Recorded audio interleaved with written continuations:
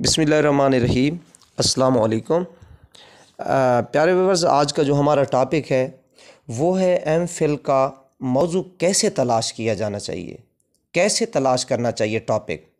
क्योंकि काफ़ी सारे स्टूडेंट्स की ये डिमांड थी कि सर एमफिल का जो मकाला है उसको मुंतखब करने का क्या तरीक़ाकार है वो हमें बता दीजिए।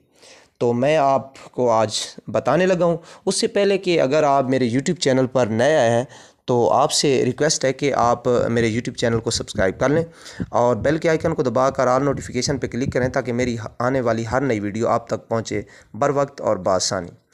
तो चलें शुरू कर लेते हैं आज का टॉपिक। एमफिल का मकाला। मकाला दरअसल होता क्या है, मौजू क्या होता है। आप अगर स्टूडेंट हैं तो आपको मालूम है कि एमफिल में 2 सेमेस्टर का कोर्स वर्क होता है। कोर्स वर्क स्टूडेंट्स के लिए आसान होता है क्योंकि स्टूडेंट पेपर की तैयारी करने के, पेपर रिटर्न देने के पहले से ही क्या होते हैं, आदी होते हैं, वो दे सकते हैं, पास भी हो जाते हैं कोर्स वर्क में।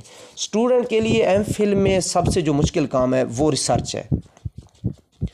तो उसके लिए साफ ज़ाहिर है बड़ी मेहनत और बड़ी तवज्जो चाहिए होती है स्टूडेंट को।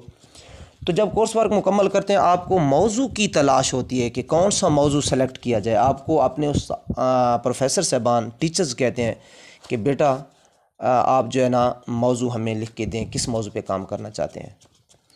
तो आप क्या करेंगे, मैं आपको मिसाल दे देता हूँ। अगर आप उर्दू लिटरेचर के स्टूडेंट हैं, एमफिल उर्दू के स्टूडेंट हैं, तो आप अपने इर्द गिर्द देखें, ऐसे शुरा ढूँढें, ऐसा शायर ढूँढें जिसकी शायरी तो बहुत अहमियत की हामिल है लेकिन उस पे काम बहुत कम हुआ है। ऐसा कोई रिसाला ढूँढें जो कि बहुत ही, जिसका मतलब वैल्यूएबल है, मशहूर है, लेकिन उस पे काम बहुत कम हुआ है, उस पे काम कर लें।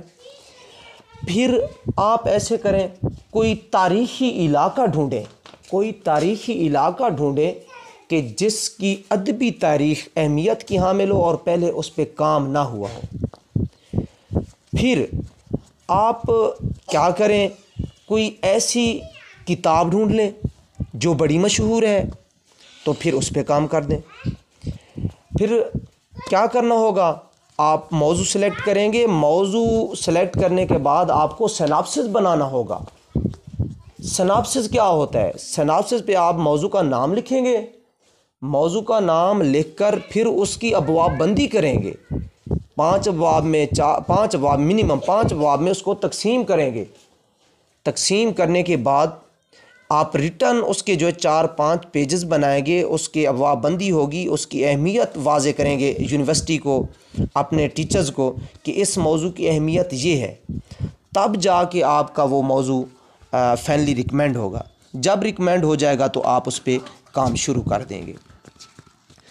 तो इतना ज़्यादा मुश्किल नहीं मौजू की तलाश, लेकिन स्टूडेंट्स का चूँकि फ़र्स्ट एक्सपीरियंस होता है वो थोड़ा सा इसको डिफ़िकल्ट लेते हैं।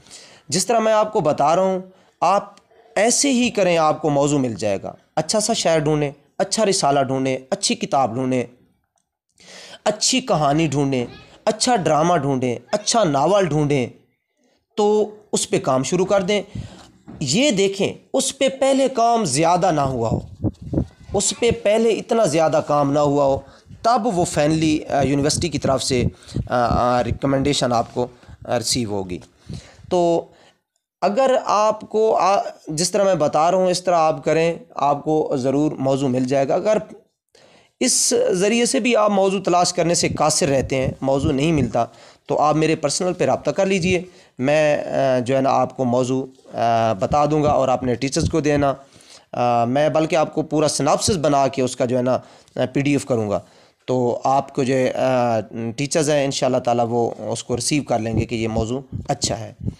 तो इंशाल्लाह ताला मेरी हम वक्त ये कोशिश होती है कि मैं अपने स्टूडेंट्स के साथ मुखलिस रहता हूँ और जो अच्छी मालूमात होती हैं बर वक्त डिलीवर करने की कोशिश करता हूँ ताकि स्टूडेंट्स को जो मुश्किलात होती हैं वो दूर हो जाएं।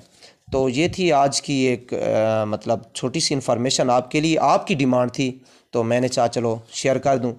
तो इसके अलावा अगर कोई आपसे प्रॉब्लम आपको पेश आता है तो आप जो है ना इनबॉक्स में मुझे मैसेज कर सकते हैं। तो अपना ख्याल रखिएगा। नेक्स्ट मुलाकात होगी नेक्स्ट वीडियो में। अल्लाह हाफिज़।